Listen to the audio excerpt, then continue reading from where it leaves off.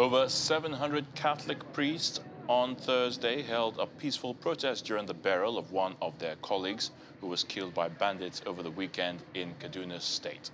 The victim, Reverend Father Vitus Borogo, who was the chaplain of the Catholic community at Kaduna Polytechnic, was killed on his farm at Kujama in Chikun local government area of Kaduna State. Speaking during the burial of the victim at the Queen of Apostle Catholic Church, the Archbishop of Kaduna Archdiocese, Most Reverend Matthew Dangoso, says Nigeria has become a failed state under President Muhammadu Buhari due to the rise in insecurity and incessant killings. He laments that Nigerians are now living in perpetual fear and have become hopeless due to the rising attacks and killings, while the federal government seems to be incapacitated to tackle the problem. According to Bishop Dangoso, the time has now come for the government to establish a state police in order to protect the vulnerable communities against bandit attacks. Since those saddled with the responsibility of protecting lives and property of the citizens have failed to do so.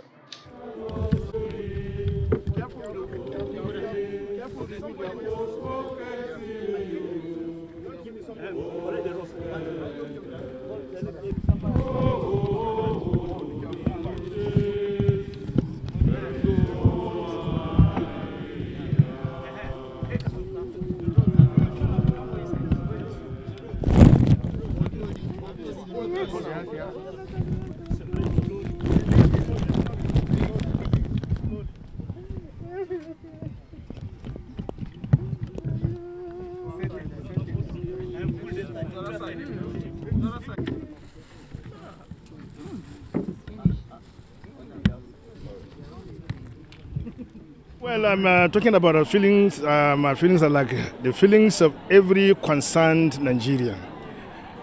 The spread of killing in our own country, day by day, every day. Hundreds of Nigerians are being killed by bandits, terrorists, armed robbers, and so I think it will not be, I think it's an understatement to say that Nigerians are traumatized. Nigerians are at the brink of losing hope. People see no reason why they should live now, given what is happening in our country. Whole families have been destroyed, source of livelihood destroyed.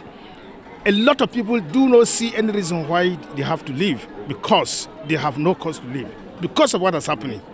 And so, talking about the way I feel, I think I feel devastated. Devastated because within 1 year, I am burying three priests. In June last year, on the 1st of June last year, I buried a priest killed by these people.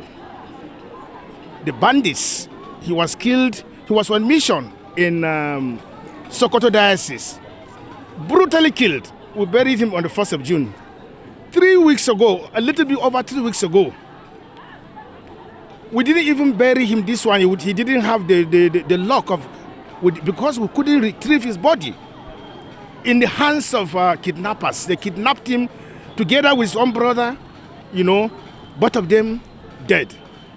3 weeks ago, we had to bury him. We had to say mass, funeral mass for him without his mortal remains. I mean, a difficult thing to do. To pray, to say you're saying funeral mass without a body.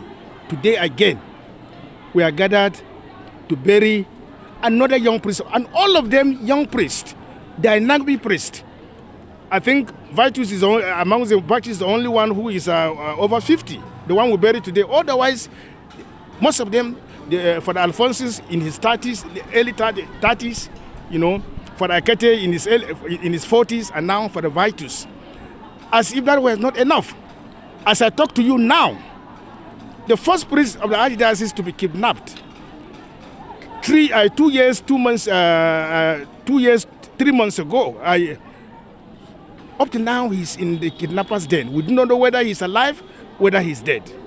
So if you add him to these three we buried, we're talking about us burying losing 4 priests.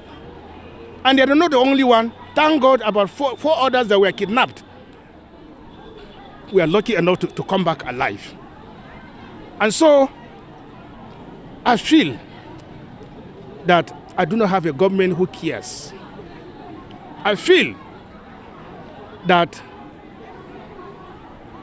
people charged with the responsibility, constitutional responsibility of protecting and safeguarding our lives, they do not care about us. Every security, is they say politics, every politics is local. In the same way also, every security is local. People who, within a given area, they know the terrain, they know the ins and out. And therefore, if they live in the mountainous area, they know where the caves are. If they live in the forest, they know where the thick forests are. And therefore, if people within that community, have the duty of protecting, at least they know the terrain very well. And I think this is what state police is all about. That people within the area who know the area, are empowered by the government with the necessary equipments to be able to safeguard their people. And they would do it with wholeheartedly, knowing that if it fails, they are also involved. There are people that are involved. Now, where we are, some people do not even care. And with the attitude of our government today, our security agencies, they are doing their best. We must. But then, they see what is happening. A lot of the security agencies that have been killed, the way their family members, and therefore those alive, seeing what is happening, nobody is ready to pay the supreme price, knowing that if I go, my family will be left to their own fate. And therefore, so I think we live in confusion. I dare to say, if anybody is looking for evidence of a failed state, we have one. If a sitting governor, he's not the first one. A couple of days ago, the governor of Zamfara clearly said, I call out his people to arm themselves, to defend themselves. Before him, the governor of Katsina State, Masari, said the same thing. So what other sign of a failed state are we looking for? If these are not clear signs enough, I think it's a terrible thing that with the resources God has given us, both human and material, our military, our security agencies, no doubt, are overstretched. Meanwhile, we have hundreds and millions of young people, able-bodied young people, who are ready to be employed into the army, into the security agents, forces, in order to defend us. Nothing's happening. If anything is happening, it's nothing to write home about. It's not making any impact.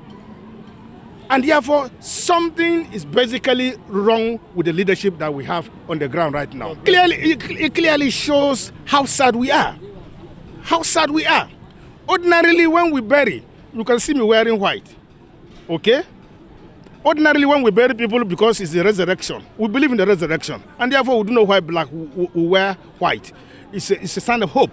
But simply because of the way this young man, his life was cut short, people are so angry, people are so, they are so disturbed that, wearing black to come is a clear sign of what is happening internally, within them. And so it's a clear sign that, yes, we are all not happy with what is happening. Like I said 3 weeks ago, I buried, we said funeral mass for the Joseph Akete Bako, and I said that day that we no longer have tears to cry because the provenance, the source of our tears have run out because of constant crying. Today, I can say, in addition to the fact that we've lost, we no longer have tears, I think we've lost our voices. We're not able to, because when you talk, nobody listens. And that was why I actually wanted that position to be just nobody says anything. Because you cry, nobody hears your cry. You talk, nobody hears your talk. You blow, nothing happens. Never in the history, I'm over 60. Never in my over 60 years of existence in this country, never seen it this bad. Even during the Civil War, I was big enough. Even during the Civil War, when we fought a civil war, we never had this. We never had it this bad.